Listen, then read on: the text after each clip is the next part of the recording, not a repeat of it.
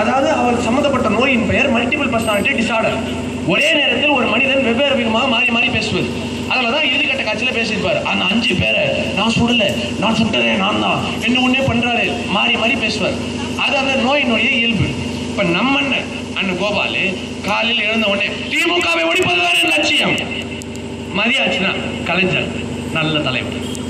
சாயங்காலம் விஜயகாந்தை கிங்காக்குவதே எங்கள் லட்சியம்.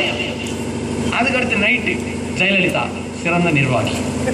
மாறி மாறி நாங்கள் தான் சொல்கிறோம், அந்த மனநோயாளிக்கும் குடிகாரனுக்கும் ஓட்டு போடாதுன்னு எவன் கேட்குறேன்? கேட்க மாட்டேங்கிறேன். இந்த 5 பேர் சேர்ந்து என்ன பண்ண போகிறாங்க? இவரெல்லாம் யார்? பெரியார் வழி வந்தவங்க, வழிபடியே பெரியாரின் வழி வந்த பிள்ளைகள். நாங்கள் தான் பீத்திக்கிற இவங்கள் அண்ணாதுரையை தங்களோட முன்னோடியாக எடுத்துக்கிட்டு இவர்கள் சொல்கிறாங்க. அண்ணா வைகோ எங்களை தாண்டி தான் யாராக இருந்தாலும் விஜயகாந்த் போக முடியும். அர்ஜுன நான் இருக்கேன், பீம திருமாவளவன் இருக்காரு, நகுல சகாதேவன் யார்? முத்தரசன் ஜி ராமகிருஷ்ணனும். அதுக்கு தான் கேட்குறேன், பாஞ்சாலி யார்? விஜயகாந்த் ஆடாலும் பதில் சொல்ல மாட்டேங்கிறாங்க. அதுக்கு ஒரு பதில் வச்சுருக்காங்க, அவர் தர்மர். யாரு? விஜயகாந்த் தர்மரா? அதை தான் நாங்களும் சொல்கிறோம். அது வெறும் தர்மர் இல்லடா, போதை தர்மர். அதை வச்சுக்கோங்க, பத்திரமா பார்த்துக்கோங்க அந்த 10 மாசத்து தங்கத்தை. கேட்க மாட்டேங்கிறானுங்க. இந்த பக்கம் ஐயா கலைஞர், அந்த அம்மா ஜெயிலுக்கு போயிட்டு வந்துருச்சு. உங்களுக்கே தெரியும், அந்த அம்மாவுக்கு 68 வயசாகி போச்சு. பாட்டி அந்த அம்மா சிறைக்கு போயிட்டு வந்தோடனே ஐயா கலைஞர் சொல்கிறாங்க, அம்மா எப்படி இப்படி பேசுகிறாங்க பாருங்க, உங்கள் உடல்நலம் மீது மாறி மாறி வருகிறது அம்மா புகார்கள். எங்களுக்கும் உங்கள் உடல்நலம் மீது அக்கறை இருக்கிறது, தயவு செய்து ஓய்வு எடுத்துக் கொள்ளுங்கள். யாரு? ஐயா கலைஞர் அம்மா ஜெயலலிதாவை பார்த்து, இவங்களுக்கு வயசு 68, அவருக்கு வயசு 94. இது ஏதோ இளஞ்சிட்டு மாதிரியும் அது சீனா மொட்டு மாதிரியும், ஓய்வு எடுத்துக் கொள்ளுங்கள். அண்ணன் ஸ்டாலின் அவர் யார் தெரியுமில்ல?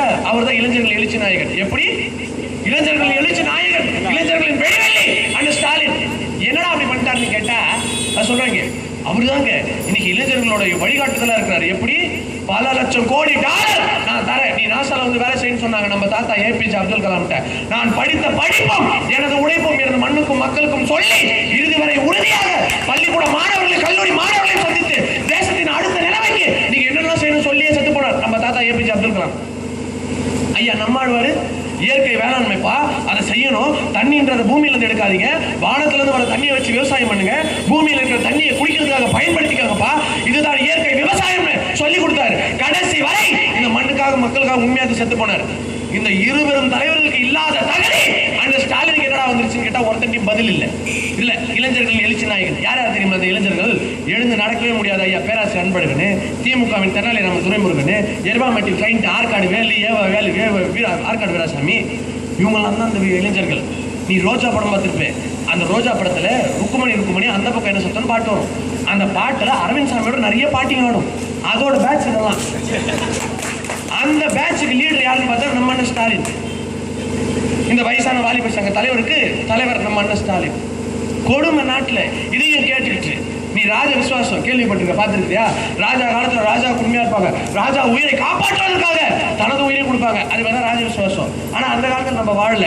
ஆனால் நீ பார்க்க முடியும் எப்படி இன்னமும் ஐயா கலைஞருடைய படத்தையும் அண்ணன் ஸ்டாலினோட படத்தையும் அம்மையார் ஜெயலலிதாவோட படத்தையும் தங்கள் நெஞ்சிலே சுமந்து கொண்டு இன்னமும் நிற்கிறாங்க பாரு, பெரிய பொண்ணு சித்த பொண்ணு தாத்தனும். அதுதான் யார் ராஜ விசுவாசம்.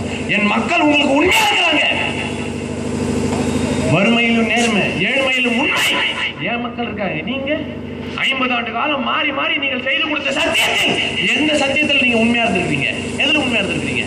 இதுல சொல்றாங்க திமுக தான் ஜனநாயகம் வாழுது. அதுக்கு ஒரு படத்தை காட்டுறாங்க. என்னன்னு பார்த்தா ஐயா கலைஞர், பேராசிரியர் அன்பழகன், துரைமுருகன் அண்ணன், இவங்க 3 பேரும் உட்காந்து அண்ணன் ஸ்டாலின் நேர்காணல் பண்றாங்களாம். ஸ்டாலின் அண்ணனே நேர்காணல் பண்ணி தான் தொகுதி கொடுப்பாங்களாம். எப்படி? அப்பாவே புள்ளைய நேர்காணல் பண்ணி சீட்டு கொடுக்குறாராம். இதை காமிச்சிட்டு சொல்றாங்க, பாத்தீங்களா திமுக கடகத்துல பெத்த பிள்ளையானாலும் சரி நாங்கள் பார்த்து அது நடவடிக்கை எடுத்து அவருக்கு தகுதி இருக்கிறதா என்று பார்த்துதான் நாங்கள் தொகுதியை ஒதுக்குவோம். யாரு? ஐயா கலைஞர் அண்ணன் ஸ்டாலினோட தகுதியை பார்த்து தொகுதி கொடுப்பாரு. இப்ப என்ன கேள்வி கேட்டுப்பாங்கன்னு நினைக்கிறேன்? முதல்ல வாங்க ஸ்டாலின் உட்காருங்க. அப்பா என்ன பண்றாரு? அப்பாவுக்கு 94 வயசாயிடுச்சு சார், கால் வரல சார், ரொம்ப கஷ்டம் சார். ஐயோ. அம்மா என்னப்பா பண்றாங்க? அம்மா கேஸ் விஷயத்துல வீட்டில் படுத்த படிக்க ஆயிட்டாங்க சார். அப்படியா? தங்கச்சி அவங்க இப்பதான் சார் ஜெயிலுக்கு போயிட்டு வந்திருக்கா. அண்ணன் எப்போ வேணா அரெஸ்ட் ஆவார் சார். இவங்க எவ்வளோ படம் வச்சிருக்கீங்க? 1,76,000 கோடி தான் சார் வச்சிருக்கேன். 1,76,000 கோடி வச்சுட்டு எப்படி தேர்தலில் சந்திப்பீங்க நீங்க? அப்போ எப்படியோ பார்த்துக்கிறேன் சார். ஏன் 5 நிமிஷத்துக்கு ஒரு வாட்டி பேப்பரை பார்த்து படிக்கிறீங்க? ஷார்ட் டர்ம் மெமரியில் சார் எல்லாமே மறந்து போயிட்டு சார். எனக்கு ரொம்ப கஷ்டப்படுற கேண்டிடேட்டாக இருப்பார் போல இருக்கு. இன்றைக்கு காலகட்டத்தில் ஐயா கலைஞருக்கு அண்ணன் ஸ்டாலின் பார்த்து கொடுத்தாதான் சீட்டு. அது கூட புரியாத மக்களா நாம சொல்லுங்க. ஆனால் இதையும் தாண்டி இன்னும் பல லட்சம் எனது ரத்த சொந்தங்கள் திமுக இருக்கிறாங்க இன்னும். அதை யாருமே மறுத்து பேச முடியாது. அக்கா கனிமொழி பேசுறாங்க, இப்பதான் நம்ம பாசம் வருது, தெருவா மேடை போட்டு ஒயின் ஷாப் பத்தி பேசிட்டு இருக்காங்க. நீங்கள் எங்கேயாவது பார்த்ததுண்டா? இப்படி ஒரு நாட்டை பார்த்ததுண்டா? இவ்வளவு மதுக்கடைகளை நீங்கள் எங்கேயாவது பார்த்ததுண்டா? இந்த அண்ணா திமுக ஆட்சியில நீங்க பாக்குறீங்களே, மது ஆறா ஓடுது, மது தேனா ஓடுது. யாரு? அக்கா கனிமொழி. தமிழ்நாட்டுல மொத்தம் 11 ஆலைகள் இருக்குங்கிறாங்க. அந்த 11 ஆலைகள்ல 8 ஆலை திமுக வச்சிருக்குங்கிறாங்க. ஒரு ஆலை மிடாஸ், அது அம்மா வச்சிருக்குங்கிறாங்க. இந்த 8 ஆலையில அண்ணன் ஜெகத் ரட்சகன் ஒரு ஆளை வச்சிருக்காரு. அண்ணன் ஜெகத் கஸ்பரும் அக்கா கனிமொழியும் ஆளை வச்சிருக்காங்க. அண்ணன் டிஆர் பாலு மன்னார்குடியில ஆளை வச்சிருக்காரு. இதை யாருமே மறுத்து பேச முடியாது. அப்படி யார் யாரெல்லாம் சாராயம் காய்ச்சாங்களோ அவங்களே வந்து மேலே போட்டு தமிழ்நாட்டில் எங்க பாரு சாராயம், தமிழ்நாட்டில் எங்க பாரு குடிக்கிறாங்க, தமிழ்நாட்டில் எங்க பாரு குடி ஓடுது. இதுல அண்ணன் ஸ்டாலின் நேரா வந்து எல்லாரையும் கூப்பிட்டு உட்கார வச்சு மதுக்கடைகளை மூட வேண்டும், மதுக்கடைகளை நீங்கள் மூடுங்கள், நாங்கள் ஆட்சிக்கு வந்தால் நாங்கள் மதுக்கடைகளை மூடிடுவோம். வீட்டுக்கு போயிட்டு தங்கச்சியை பார்த்து ஏமா அந்த மதுவால மூடினாலே அந்த அம்மா வீட்டு போயிடும். ஆனா அங்க போய் தங்கச்சிட்டு சொல்ல துப்பு இல்லாம நம்ம எல்லாரும் கூப்பிட்டு நிக்க வச்சு 1971 கொற்ற மழையில